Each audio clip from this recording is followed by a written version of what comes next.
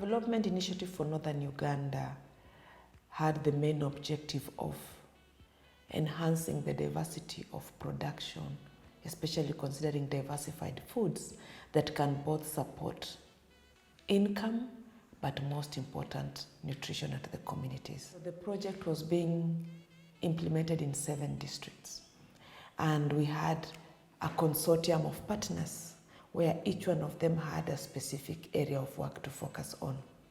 So we had IITA, we had Kilimo Trust, we had Ricolto International, we had Acure, and then we also had the Alliance of Bioversity International and CIAT, where I come in.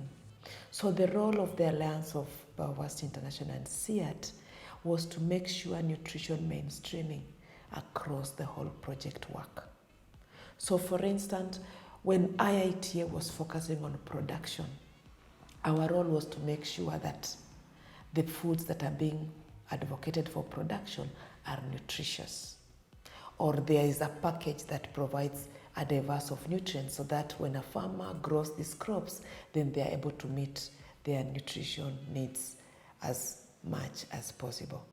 As Bioversity, we were responsible for ensuring that all the activities are nutrition sensitive. So that was for production. We promoted the nutrient-dense crops, biofortified crops, orange flesh, sweet potato, and high iron beans, some leafy vegetables, and some fruits to ensure that the production activities were nutrition sensitive. For market access, we did a lot of value addition, both at household level, at community level, but also at a regional level. We did capacity building, and this was at a multi-layered level where we had the community development facilitators who were able to reach the community members personally.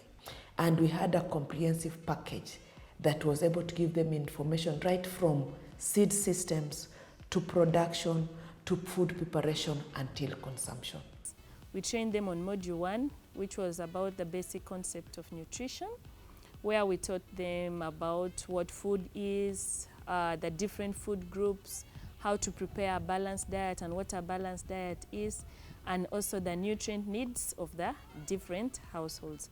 So in our first training, since the CDPs are the ones who are supposed to train the CDFs, then the CDFs go ahead to train the CLGs, we also trained them, we gave them soft skills on how to train, to become trainers of training. We had the period where we did the rollout to the community, and then we trained again on Module 2, which is enhancing dietary diversity through kitchen gardens. Module 3, we trained farmers on food preparation and utilization. As Alliance Bioversity, we have so far impacted a lot of things at the community, basing on the livelihoods of the community, the marketing of the community. We have given a lot of products to this community. We have given nutrition diversified foods like spinach. We have given dodo, amaranthus. We have given fruits like pawpaws. We have given pumpkins, we have given iron-rich beans, and we have given orange flesh sweet potatoes. Some of them are using these vegetables to get income. Those who have grown much of it, they eat part of it and they go and sell part of it to get money to buy other basic things that are needed in the households. We conducted cooking demonstration together with the community, those who were selected to come for the training. And these people also, they went ahead and trained the remaining members, the remaining group members on how to prepare safe and nutritious food at their households. To encourage them to have these kitchen gardens throughout the years, we gave them watering cans, we gave them hose, we gave them pangas. We also gave them planting ropes to ensure that they are planting in line. And of course, we gave them training manuals for all the 3 modules that we trained. There is a key message booklet that we have developed specifically for them to keep reminding them of the things we have taught them. So we have given these books also to the CDFs and the CDPs in the community. And since these groups, they gather and they meet every week during their savings and when they have other activities, we thought it wise that their leaders keep renewing and reminding themselves of the things that we have taught. The expectation was that we'll have communities that are better off in terms of nutrition, better off in terms of income, and better off in terms of health. But for the Alliance, what we wanted to see is that we wanted to make sure that we have communities that can access diverse, nutritious diet, and that can also be able to use what they're accessing in a better way so that it's end up reaching and performing the right purpose in the body. So that was our expectation. And we achieved it because we were able to reach the community strategically, a big number of community members. We set up demonstration gardens that were being managed, they are currently being managed by the community members through the community model that is the community development facilitators. We have 2,070 CDFs and then 250 CDPs that we have been working with. The community development promoter is leading a group of 10 members that we call the community development facilitators. Now the community development facilitators, again, they supervise a smaller group of between 25 to 30 people, and we call them community livelihood groups. So we have been working with the community development promoters and the community development facilitators. They were our contact persons in the community. We also worked very closely with a small medium enterprise partner who we co-developed a nutritious product that was just launched. And this is going to feed into the markets in the peri-urban and urban areas, but also the way the product is packaged, it can still support the smallholder communities because it comes in even small packages that can be afforded at the household level. Divine Organic Foods works in the root and tuber value chain, and specifically we work with cassava and sweet potato. Through the years, we have also grown to establish an outgrower network. So the partnership with ABC means that even outside, after the project, there will be sustainability. We will be able to buy the roots and tubers from the farmers and support them as well with clean certified seed.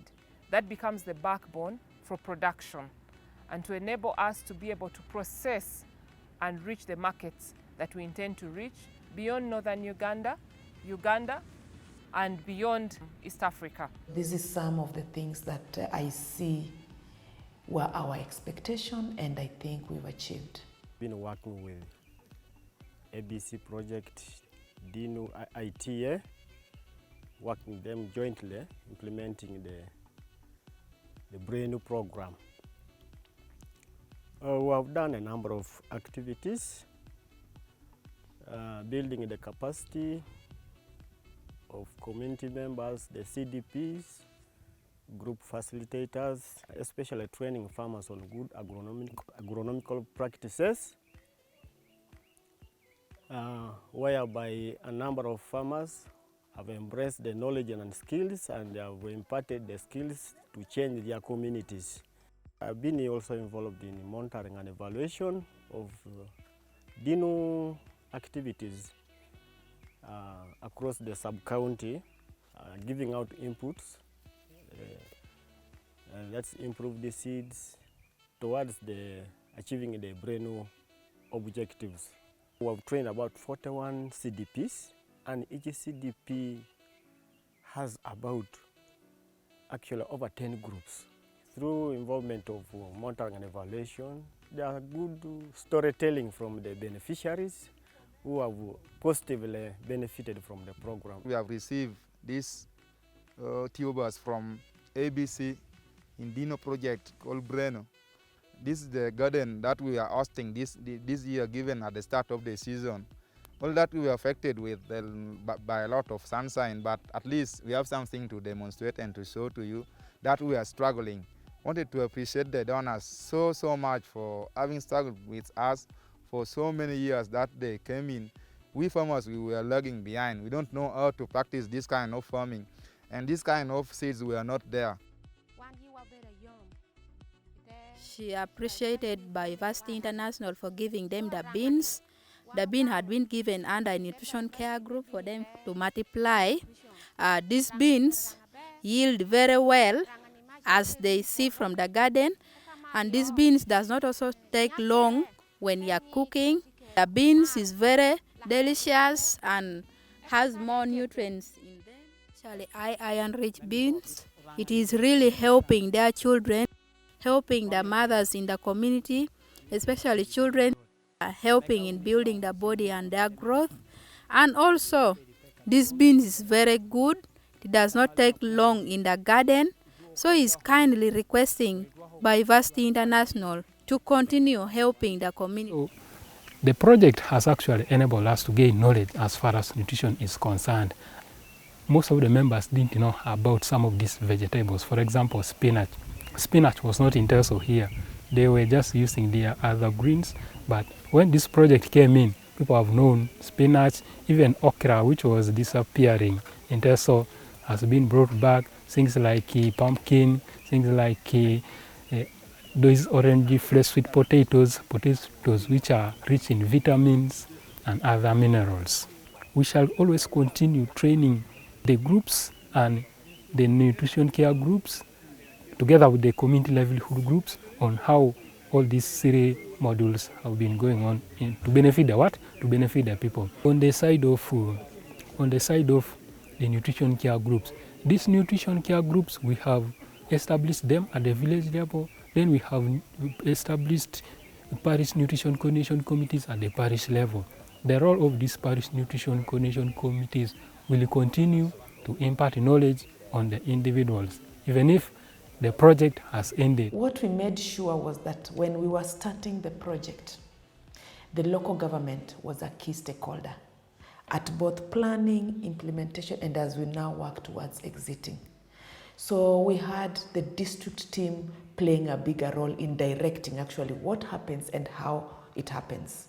So that was a way of making sure that even after the time of the project expires, there is a team of people who are always in the community that can move the agenda forward.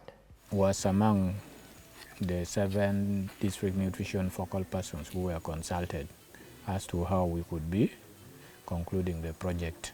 We seized the opportunity to make a trial on establishing a parish nutrition coordination committee. Why? In as much as we have the district nutrition coordination committee and the sub-county nutrition coordination committee, access to the final person there who desires the message better was still a problem. So with the coming of the PDM, where our parishes and wards at town council levels become the center of planning and implementation, we unanimously, along with my colleagues in the other 6 districts, that is Apach, Kwania, Amolata, Rotuke, Kapelebiong, and Amuria, agreed that we make a trial on scaling down nutrition agenda up to the parish level. Through this project, we are the very first people, DC 3 trial districts of Dokolo, Otuke, and Kapelebiong.